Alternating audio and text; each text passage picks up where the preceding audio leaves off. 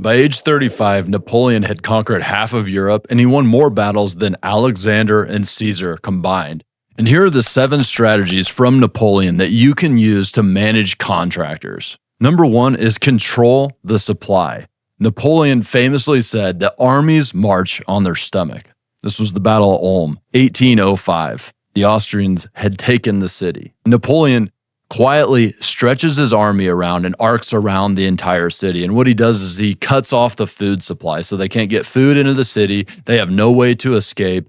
Everybody's starving. And ultimately, 60,000 people were captured and not much blood was shed because Napoleon knew that the power was in the food supply. And for contractors, the power is in the money. Control the payment and you control the schedule. See, a lot of people get talked into paying a contractor ahead. I'll tell you right now that if you have paid ahead for the work, you have taken away the incentive and the work is not going to get done on the schedule that you want, the way that you want it to get done. So we never pay ahead. But there is a flip side to this because if you starve them completely, it leads to bad things like number 1, cutting corners, and number 2, the contractor's black hole where they're working and all of a sudden, poof, they gone. That's why we always set up a pay schedule with these guys. Once you get this amount of work done, we'll pay you X amount. Once you get this done, we pay you Y amount, and so on and so forth. And we agree to all these things up front. This is part of the scope of work process, which we're going to get into in just a second. And that's how you make sure that they're getting fed what they need to get fed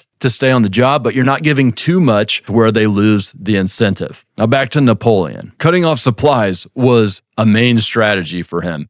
The way he did it in Ulm was not necessarily his go-to. No, he would use strategy number 2, which is focus your effort. And he would defeat much larger armies. Jena, 1806. I think I said that right. The Prussians have a massive wall of troops, a much bigger army. Napoleon finds the weak point. And instead of attacking head on with all of his troops, he focuses his energy into that single spot, sends everybody, and now he easily busts through the line. And once he's on the other side, you know what he does? He cuts off the food supplies. He separates them from their logistics. Ultimately, he wins. Now, in construction, you focus your effort until you get through what we call the gauntlet. Now, the gauntlet is basically getting through structural repairs, framing, getting through mechanical, electrical, plumbing, rough ends, getting the drywall on the walls. At this point, you're through all the rough inspections with the city. That's what I call the gauntlet.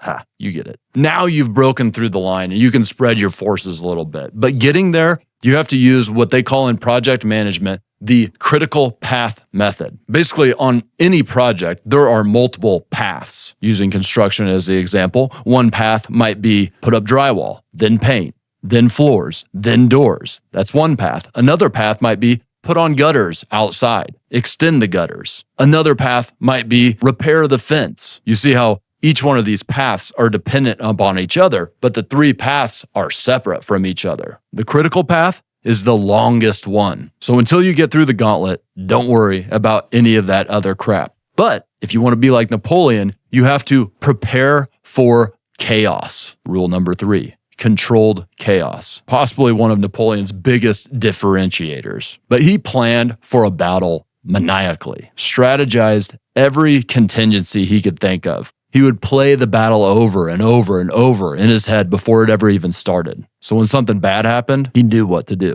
1800, Marengo, maybe that's how you say it. The Austrians ambushed him. He was forced to retreat, but he was able to hold up long enough for another one of his generals to arrive where he said, the battle is completely lost, but there's time to win another. He regrouped, he attacked, and he won. You can't avoid chaos. He knew how to dance with the chaos. The reality is that construction chews up and spits out the spreadsheet warriors out there.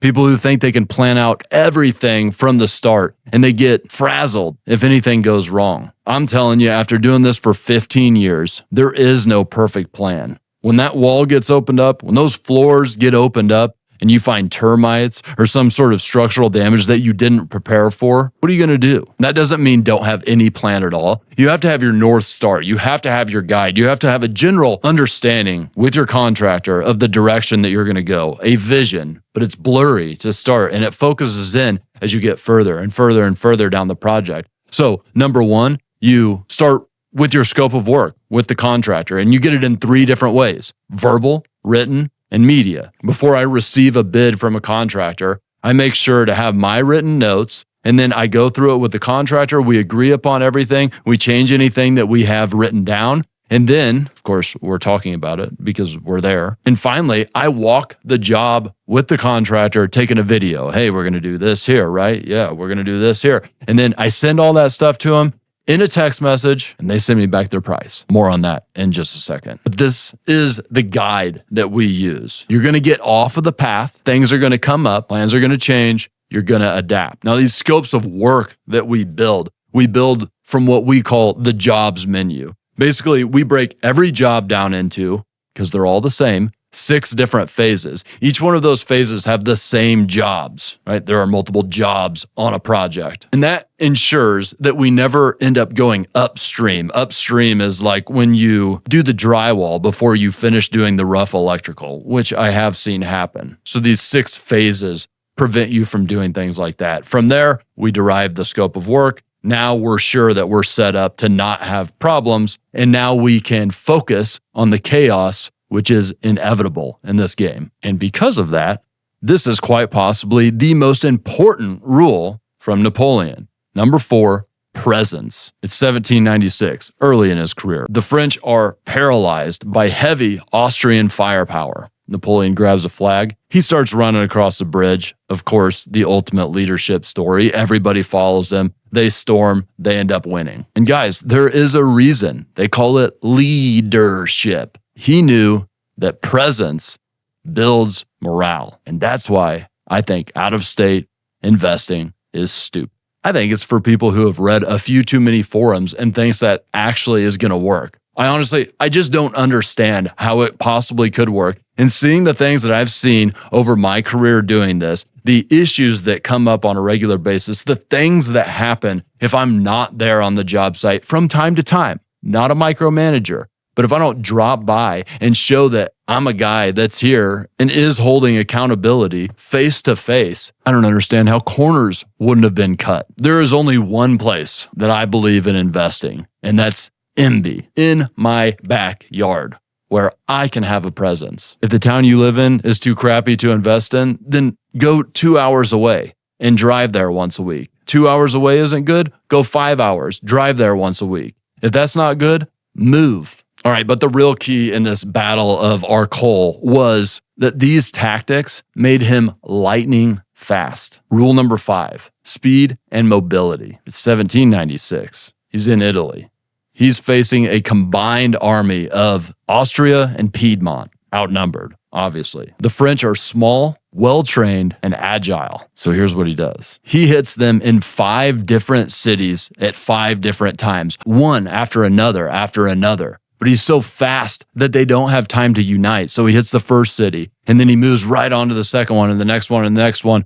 And within 2 weeks, he had already taken all of northern Italy. And rehabs favor speed, but not like you think. A lot of people think that means, okay, so I have to buy a house and I have to get the project going and be done within 30 days. Not what I mean here. What I mean is that you're not a commercial contractor here. These things don't take so much time. You know, me as a general contractor, at one point, I was going to work for a customer and I had my regular contract that I would give out. And he went to his attorney, had all kinds of red lines, and they wanted to change this, that, and the other thing. So I had to get with my attorney and blah, blah, blah, blah, blah. And months later, we still hadn't started the project.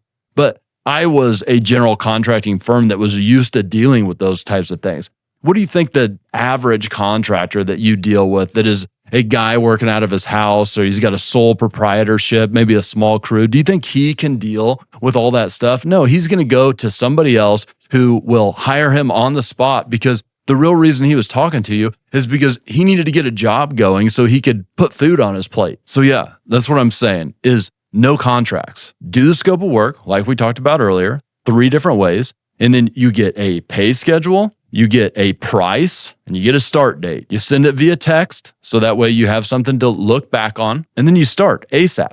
Speed, get them on the job site. Let's go. But don't get lazy. Otherwise, your contractor will capitalize. And that is rule number 6. Napoleon was a master of deception. It's 1805.